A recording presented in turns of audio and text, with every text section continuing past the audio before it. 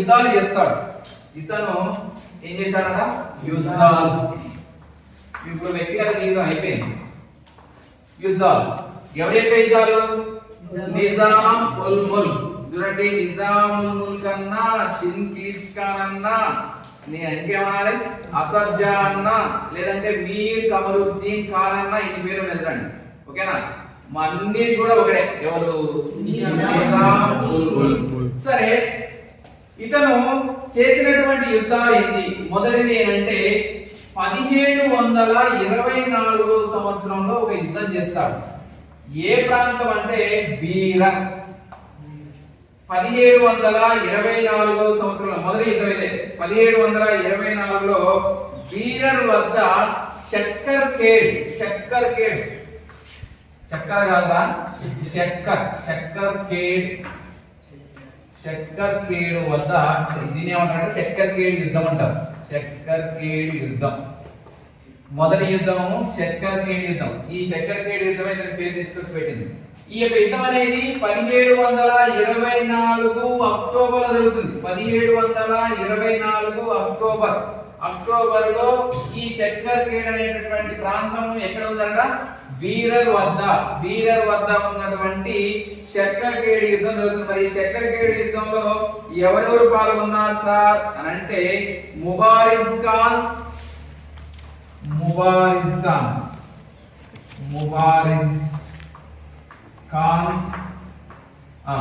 Versus ఎవరిగా?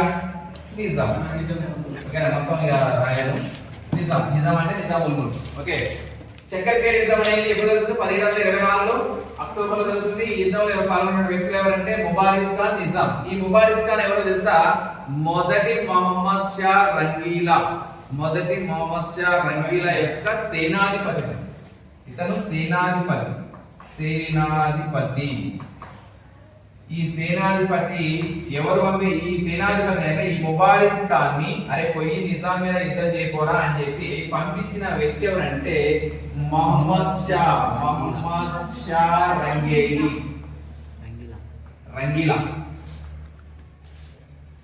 ఒక రంగీలా గుర్తు పెట్టుకోండి. ఈ మహమ్మద్ షా రంగీలా. ఓకేనా? అర్థమైంది నేను చెప్పేది? అర్థమైందా? ముబారిజ్ ఖాన్ ఎవరు పంపించారట? రాజు. ఇతను ఎవరు? రాజు. ఈ రాజు అనేటువంటి తన దగ్గర పనిచేసినటువంటి ముబారిజ్ ఖాన్ ని పంపిస్తున్నాడు. ఎవరి మీద యుద్ధానికి? నిజాం. వీరిద్దరికి చక్కర్ కేడ్ యుద్ధంలో ఇప్పుడు 1724 జరిగినటువంటి బీరర్ వద్ద జరిగినటువంటి చక్కర్ కేడ్ యుద్ధంలో ముబారిజ్ ఖాన్ ఓడిపోతాడు, నిజాం గెలుస్తాడు. ఓకేనా? అర్థమైంది చూడండి. నిజాం అంటే గెలుస్తున్నాడు, ఎవరు? ముబారిజ్ ఖాన్ ఓడిపోయాడు. దీంతో మహమ్మద్ షా రంగీలా ఏం చేస్తాడు అంటే నిజాంను మెచ్చుకుంటాడు. ఇతన్ని మెచ్చుకొని ఓడిపోయినా కానీ ఏం చేస్తున్నాడు? ఈ రాజు మెచ్చుకొని అరే నాయన నువ్వు నా కింద సామంత రాజుగా ఏ ప్రాంతాన్ని పరిపాలించు? గోల్కొండ ప్రాంతాన్ని పరిపాలించరా బాబు అని చెప్పి ఏం చేస్తాడు? గోల్కొండ రాజ్యానికి సామంత రాజుగా నియమిస్తాడు. ఎవరు? మహమ్మద్ షా రంగీలా. గుర్తుపెట్టుకోండి, ఇతనికి రాజ్యం ఎలా వస్తుందా అంటే ఏ యుద్ధం ద్వారా వస్తుంది? చక్కర్ కేడ్ యుద్ధం. ఎప్పుడు? 1724 అక్టోబర్ జరిగినటువంటి యుద్ధంలో ముబారిజ్ ఖాన్ సేనాధిపతి అంటే మహమ్మద్ షా రంగీలా యొక్క సేనాధిపతి ముబారిజ్ ఖాన్ ఓడించినందుకు గాను నిజాం గెలుస్తాడు. గెలిచినటువంటి వ్యక్తిని మహమ్మద్ షా రంగీలా ఆహ్వానించి ఏం చేస్తాడు? నీవు సామంతుడిగా నా దగ్గర పనిచేయి. ఏ ప్రాంతానికి? గోల్కొండ సామ్రాజ్యానికి. అందుకు గాను గెలిచినందుకు గానే ఈ మహమ్మద్ షా రంగీలా ఏం చేస్తాడు? ఏం బిరుదించాడని చెప్పాను? అసఫ్జా అనే బిరుదిస్తాడు. గుర్తుపెట్టుకోండి. అంటే దీని బట్టి అర్థమైంది, అసఫ్జా అనేది ఒక బిరుదు. అసఫ్జాయిలు అంటారు. ఇదేంటి? వంశం. అంటే ఒక బిరుదుతో కూడినటువంటి వంశాన్ని ఆ అసఫ్జాయిని ఏం చేశాడు? ఇతను నిజాం ఉల్ ముల్క్ ఖాన్ అనేటువంటి వ్యక్తి ఏం చేశాడు? వంశం పేరుగా పెట్టాడు. ఇది ఇంతకుముందు క్లాస్ మనం ఏం చెప్పుకున్నాం? కుతుబ్ షాహీ అన్నాం. కుతుబ్ షాహీ అంటే ఏంది? రాజ్యమా? కాదు, వంశం పేరు. మరి అసఫ్జా అంటే ఏంది? ఇక్కడ బిరుదు. కానీ ఆ బిరుదుని ఏం చేశాడు? వంశం పేరుగా ప్రఖ్యాతిగాంచినటువంటి వంశంగా తీర్చిదిద్దిన వ్యక్తి అంటే నిజాం. ఏ యుద్ధం ద్వారా? శక్కర్కేడ్ అనే యుద్ధం ద్వారా ఇతను ఏం చేశాడు, గోల్కొండ రాజ్యానికి సామంత రాజు అయ్యాడు. గోల్కొండ రాజ్యానికి సామంత రాజు అవుతాడు.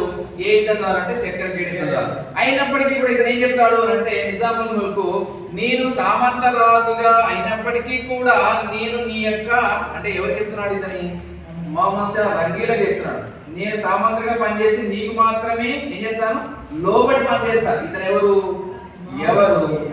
మొఘల్ సామ్రాజ్య రాజు. మొఘల్ సామ్రాజ్య రాజు అనేటువంటి ఇతనికి నేనేం చేస్తాను అంటే, నీ దగ్గర నేను సామంతం ఉన్నా కానీ నేను ఎవరికి విధేయులై ఉంటా, మొఘలులకి నేను విధేయులై ఉంటాను. మొఘల యొక్క రాజ్యంతో ఎందుకు అంటే నన్ను తీర్చిదిద్దింది, నన్ను పెంచింది, పోషించింది, ఉద్యోగ బాధ్యతలు నాకు ఇంత పేరు ప్రఖ్యాతి తీసుకురాబడ్డది ఏ యొక్క వంశం, మొఘల్ వంశం. కాబట్టి వారికి నేనేం చేస్తా, విధేయునై ఉంటాను, వారికి నేను కృతజ్ఞనై జీవిస్తాను అని చెప్పి ఎవరు చెప్తాడు అంటే ముబారక్ రంగీలాకి చెప్పడం జరిగింది. ఓకేనా, ఇది గోల్కొండ రాజ్యాన్ని. దీంతో ఇతను గోల్కొండ రాజ్యాన్ని ఏ వంశాన్ని స్థాపించాడు, అసఫ్జా వంశాన్ని స్థాపించాడు. అసఫ్జా వంశాన్ని స్థాపించిందే కాకుండా మరి రాజ్యాన్ని స్థాపించిన తర్వాత దానికి ఏం కావాలి, రాజధాని. రాజధానిగా ఏం చేసుకుని పరిపాలిస్తాడు అంటే ఔరంగాబాద్. ఇది మొదటిది గుర్తుపెట్టుకోండి. గోల్కొండ రాజ్యానికి మొదటి రాజధాని ఏంటి అంటే ఔరంగాబాద్. ఔరంగజేబు అని రాసుకోకండి, ఔరంగాబాద్. ఓకేనా, ఔరంగజేబు, ఔరంగాబాద్. ఓకేనా, ఔరంగాబాద్ ని రాజధానిగా చేసుకుని అసఫ్జా వంశాన్ని స్థాపించి గోల్కొండ రాజ్యానికి ఏది రాజధాని చేస్తాడు, ఔరంగాబాద్ ని రాజధానిగా చేస్తాడు. సరే, ఇక నెక్స్ట్ ఇది ఎన్నో యుద్ధం, ఎన్ని యుద్ధాలండి, మొదటి యుద్ధమే అయింది. తర్వాత రెండో యుద్ధం ఎవరి మీద చేస్తాడో చూద్దాం. రెండో యుద్ధం ఏంటంటే మరాఠీల మీద చేస్తాడు. మరాఠీలు మహారాష్ట్ర. మరాఠీలతో యుద్ధం చేస్తారు. అప్పుడు మరాఠీలతో యుద్ధం చేసే సమయానికి ఉన్నటువంటి పీష్వాల యుగం నడుస్తుంది. ఏ యుగం, పీష్వా. ఆ పీష్వాలో ఏ రాజు ఉన్నాడు అంటే మొదటి బాజీరావు అనేటువంటి రాజు పనిచేస్తున్నాడు. ఓకేనా, మరాఠీలలో పీష్వా యుగం నడుస్తుంది. ఆ పీష్వా యుగంలో ఏ రాజు పరిపాలన చేస్తున్నాడు అంటే మొదటి బాజీరావుతో పరిపాలన చేస్తున్నాడు. ఆ పరిపాలనలో భాగంగా మరి ఎవరితో యుద్ధం చేయాలి, నిజాముల్ ముల్క్ ఒకవేళ మరాఠీలతో యుద్ధం చేయాలంటే మొదటి బాజీరావుతో యుద్ధం చేయాలి. అయితే మరాఠీలతో చేసినటువంటి యుద్ధాలు ఏంటి అంటే మొత్తం 3. మరాఠీలతో చేసినటువంటి యుద్ధాలు ఏంటంటే 3 యుద్ధాలు చేస్తారు. అవి ఏంటంటే ఏ సంవత్సరం మధ్య అంటే 1727, తర్వాత 1732, తర్వాత 1738. మరాఠీలతో తాను చేసినటువంటి యుద్ధాలు ఎన్ని అంటే మొత్తం 3. మొత్తం ఎన్ని 3 యుద్ధాలు చేస్తాడు. ఓకే, 1727లో, 1732లో, 1738లో యుద్ధాలు చేస్తాడు. ఈ యుద్ధాలు అనేవి కూడా ఏ ప్రాంతాల మధ్య జరుగుతాయి అంటే సూరత్, దీని ఏమన్నారు, దీనికి ఒక పేరు ఉన్నాయి, సూరత్ యుద్ధాలు అన్నారు. తర్వాత భోపాల్ యుద్ధాలని కూడా అన్నారు.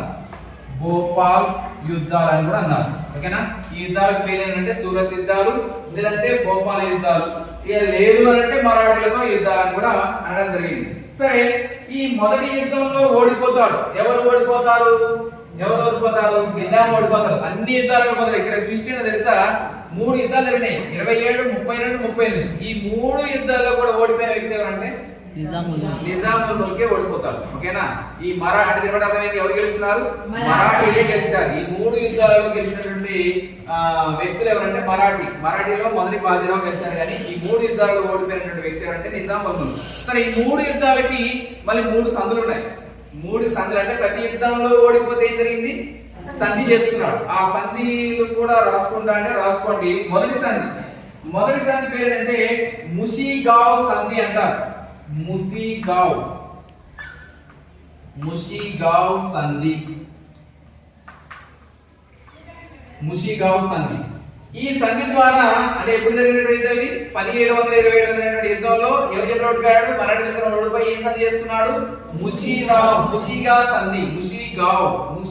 సంధి చేసుకుని ఏం చేశారంటే గోల్కొండ సామ్రాజ్యంలో ఉన్నటువంటి భూభాగాల మీద ఎవరికి ఆధిపత్యం ఎవరికి వస్తుంది, మరాఠీ వాళ్ళు. నాయనలు మీరేం చేస్తారు అంటే అప్పటికి శివాజీ నిర్ణయించినటువంటి పన్ను ఏంటిది? సౌత్ సర్దేశ్ ముఖి. అవునా? ఏం మాట్లాడరు, గుర్తు రావట్లే. ఫస్ట్ ఇయర్ సౌత్ సర్దేశ్ ముఖి పన్నులు వసూలు చేసిన వ్యక్తి ఎవరు? శివాజీ. శివాజీ వసూలు చేసినటువంటి, అంటే శివాజీ రాజ్యం ఏంది? మరాఠీ రాజ్యమేనా? ఆ మరాఠీ రాజ్యం శివాజీ మరణించిన తర్వాత ఎవరు వస్తారు? పీష్వాలు వస్తారు. ఓకేనా? ఆ పీష్వాల రాజు మొదటి బాజీరావు ఏం చేస్తున్నాడు? ఓడిపోయిన తర్వాత నిజాముల్ ఏమొప్పుకున్నాడంటే, నా భూభాగాల మీద నువ్వు ఏం చేస్తావంటే, నీవు ఏదైతే మరాఠీ రాజ్యంలో పన్నులు వసూలు చేసుకుంటున్నావు, ఏ పన్నులు? చౌద్ సర్దేశ్ ముఖ్యులు పన్నులు వసూలు చేసుకుంటున్నావో, నా యొక్క గోల్కొండ రాజ్యంలో ప్రాంతాల మీద కూడా ఏం చేస్తావు? వసూలు చేసుకోరా బాబు అని చెప్తారు. ఎవరు? నిజాం ఉల్ ముల్క్. అర్థమైందా? నిజాం ఉల్ ముల్క్ మొదటి సంధిలో భాగంగా ముషీగావ్ సంధిలో భాగంగా ఏం వసూలు చేస్తున్నాడు? చౌద్ సర్దేశ్ ముఖి అనేటటువంటి పన్నుల్ని వసూలు చేసుకుంటున్నాడు. ఎక్కడ ఉన్నదేమో మొదటి బాజీరావు మరాఠీ రాజ్యంలో ఉంటే వసూలు చేసుకునేది ఎక్కడ వసూలు చేసుకుంటున్నాడు? గోల్కొండ రాజ్యంలో లేదా హైదరాబాద్ నగరంలో ఈ పన్నులు వసూలు చేసుకుంటున్నాడు. ఇది మొదటి సంధి. ఇక రెండో సంధి 1732వ సంవత్సరంలో ఓడిపోయినందుకు గాను రో రామేశ్వర్ సంధి. రెండోది ఏంటంటే రో రామేశ్వరం సంధి. రెండో సంధి ఏంటంటే రో రామేశ్వరం సంధి జరుగుతుంది.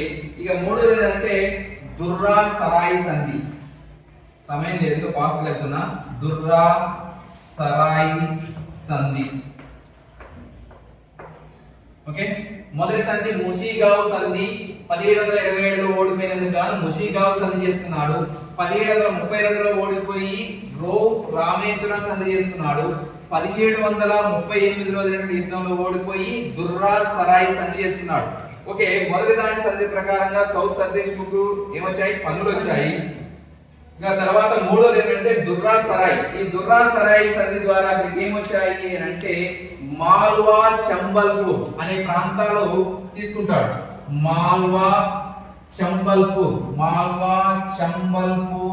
అనేటువంటి గ్రామాలని ఈ యొక్క సంధిలో భాగంగా ఆక్రమించుకుంటాడు, తీసుకుంటాడు. మాల్వా చంబల్పూర్. ఓకేనా? సరే, తర్వాత తాను చేసినటువంటి యుద్ధం, ఈ రెండో యుద్ధం అయిపోయింది, రాస్తున్నారా? నెక్స్ట్ మూడో యుద్ధం 1739లో జరుగుతుంది. ఎక్కడ ఏంటంటే ఇప్పుడు మనం 27లో ఒకటి, 32లో ఒకటి, 38లో ఒకటి. ఇప్పుడు నెక్స్ట్ ఏంటంటే 1739లో ఇది ఎన్నో యుద్ధంగా? మూడో. ఓకేనా? మూడో యుద్ధం అంటే అక్కడ మూడు సార్ నాలుగో యుద్ధం కదా అని కాదు, మరాఠీలతో 3 యుద్ధాలు. ఓకేనా? నెక్స్ట్ ఇది మూడో యుద్ధం 1739లో జరుగుతుంది. ఈ యొక్క యుద్ధం పేరు ఏంటంటే కర్నల్ యుద్ధం. ఇది బాగుంటుంది అన్నాడు, కర్నల్ యుద్ధం. ఈ కర్నల్ యుద్ధం ఎలా జరుగుతుంది అంటే ఏ సంవత్సరంలో? 1739లో జరుగుతున్నటువంటి కర్నల్ యుద్ధం అనేది ఎవరెవరి మధ్య జరుగుతుందో చెప్తున్నారు రండి. పర్షియా రాజు ఏం చేస్తాడు అంటే అతని పేరు నాదిర్ షా. ఏం చేస్తాడు? ఏ రాజ్యానికి రాజు?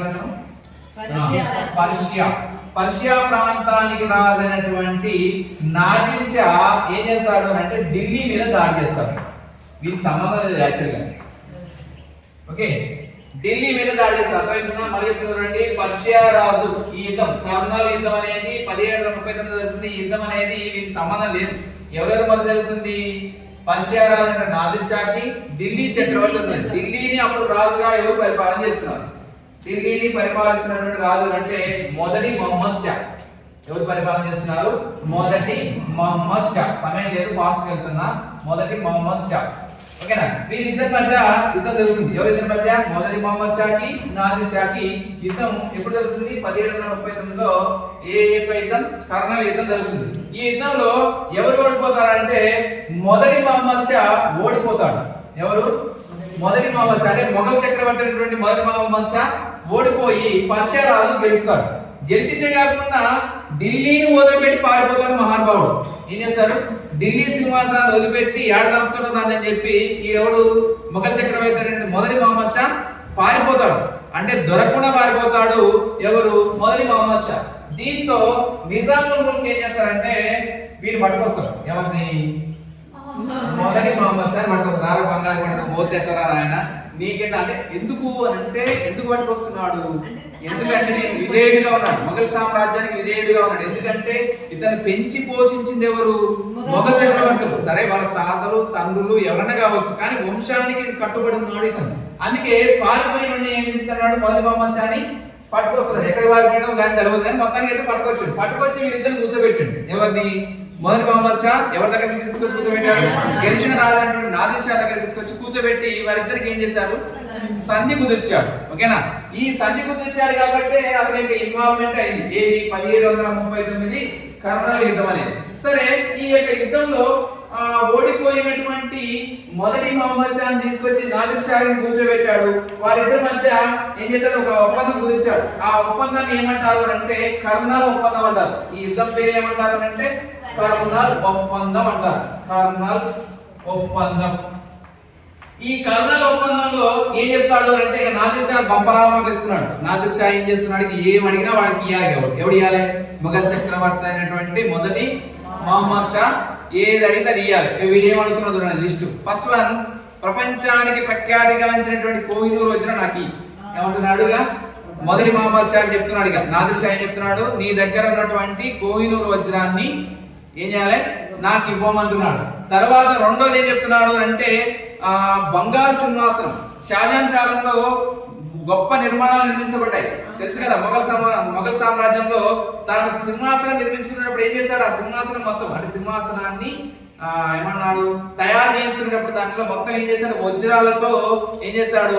వజ్రాలతో చేపట్టి వజ్రాలతో కూడినటువంటి సింహాసనం చేయించుకున్నాడు. అంటే విలువైన సింహాసనం చేయించుకుంటాడు. ఆ సింహాసనం నెమలి సింహాసనం. దాని పేరు ఏంటంటే నెమలి సింహాసనం. ఆ నెమలి సింహాసనం కూడా ఏమని చెప్పి ఎవరు అడుగుతున్నారు? నాదిర్ షా అడుగుతున్నాడు. వాడిగా కోహినూర్ వజ్రం అడిగాడు, నెమలి సింహాసనం అడిగాడు. ఇక మూడోది ఏంటంటే నీ దగ్గర ఏవైతే విలువైన వస్తువులు ఉన్నాయో అవన్నీ నాకు ఇచ్చేరా బాబు అన్నాడు. ఎవరు? నాదిర్ షా. ఇప్పుడు ఇవ్వాలా ఇవ్వకూడదా? ఇవ్వకపోతే వస్తాడు. ఎవడు? మొదటి మహమ్మద్ షా. అందుకే విలువైన బహుమానాలు విలువైన వస్తువులన్నీ మొదటి మహమ్మద్ షా సమర్పించుకున్నాడు నాదిర్ షాకి. దీంతో ఏమైంది? ఇక మొఘల్ సామ్రాజ్యంలో ఉన్నటువంటి ఖజానా మొత్తం ఏమైంది? విలువైన వస్తువులన్నీ కూడా కోల్పోయారు. ఏ యుద్ధం ద్వారా? దాని ఫలితంగా ఏర్పడిన ఒప్పందం. దీంట్లో కీలక పాత్ర పోషించిన మహానుభావుడు ఎవరు? ఇద్దరి మధ్య సంధి కుదిర్చిన వాడు నిజాం ఉల్ ముల్క్.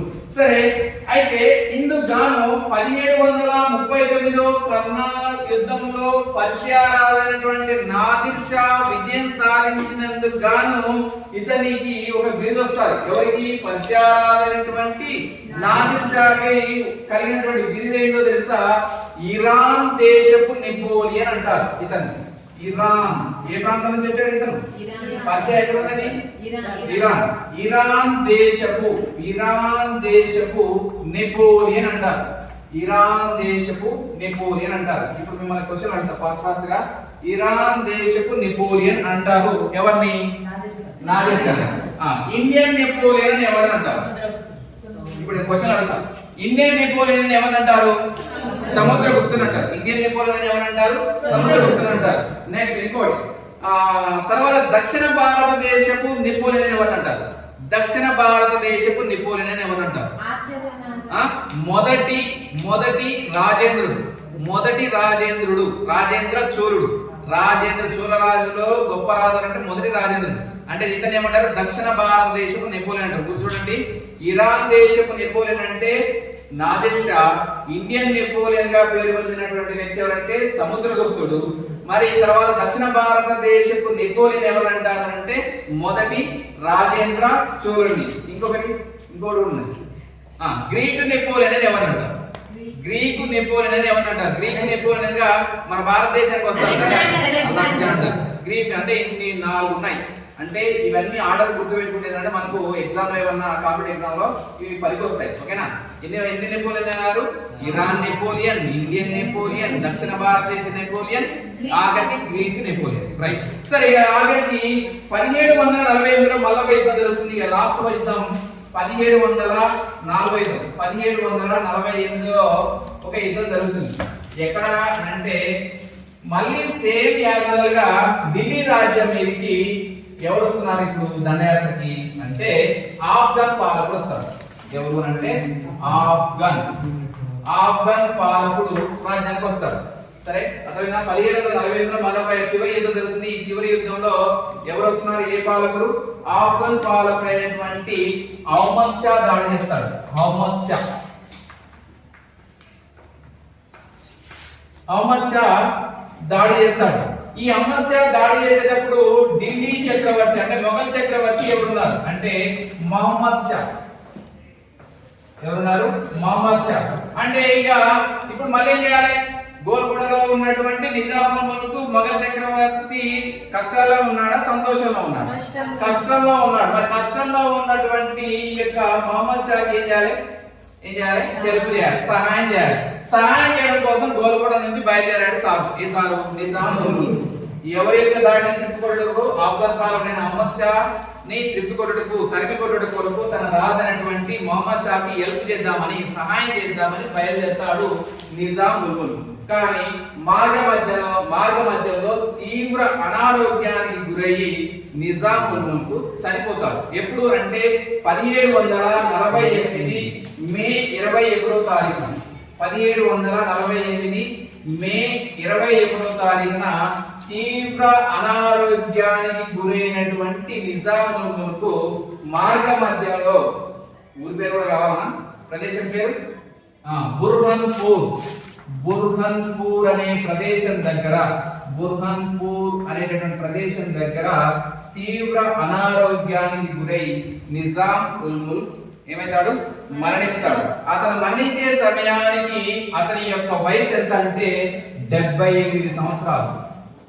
చూడండి, 6 సంవత్సరాల ప్రాయంలో మొఘల్ సామ్రాజ్యంలో ప్రవేశించినటువంటి వ్యక్తి 78 సంవత్సరాల వరకు ఎవరికి విధేయుడు అన్నాడు? చూడండి, తన రాజు లేదా తన రాజ్యం ఎవరు? మొఘల్ సామ్రాజ్యానికి విధేయుడై ఉన్నాడు. ఎంత గొప్ప వ్యక్తి చూడండి.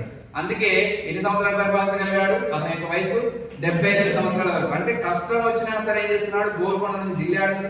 అప్పట్లో ఫ్లైట్లు ఉన్నాయా లేకపోతే ఇంకేమన్నా వెహికల్స్ ఉన్నాయా అంటే మళ్ళీ గుర్రాల మీద రథాల మీద వెళ్ళడమే. అంటే మొఘల్ సామ్రాజ్యం ఏ కష్టం వచ్చినా గానీ నిజాముల్ ముల్క్ ఏం చేస్తున్నాడు? అక్కడ వెళ్ళి సహాయం చేస్తున్నాడు. అంత గొప్ప వీరుడిగా పేరొందిన వ్యక్తే నిజాముల్ ముల్క్. ఇతను ఎప్పుడు చనిపోయాడు? 1748 మే 21వ తారీఖున 78 సంవత్సరాల వయసులో ఇక్కడ మార్గ మధ్యమైనటువంటి బుర్హాన్పూర్ దగ్గర మరణిస్తాడు. ఇతని తర్వాత ఇతని యొక్క రెండో కుమారుడు రాజ్యానికి వస్తాడు. అది నెక్స్ట్ క్లాస్.